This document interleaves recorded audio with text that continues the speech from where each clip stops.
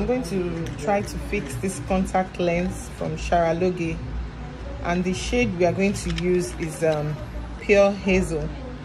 So to start with, I have to clean every trace of makeup or dirt from our eyes. I have to be sure that nothing is going to get into our eyes.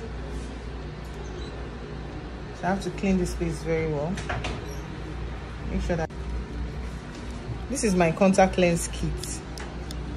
So I'm going to be using this particular one to pick the lens. My hands are washed and sanitized, and I'm going to be picking the contact lens with this. Please hold this for me. So this is what the lens looks like. This is the Pure Hazel. So I'm going to open this one. Hold this, please.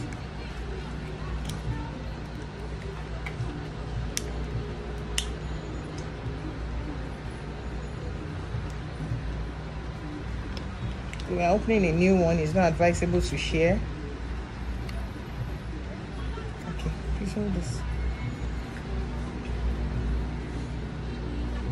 So I'm going to use this speaker.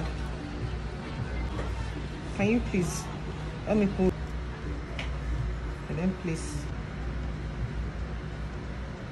Just gently bring your eyes down.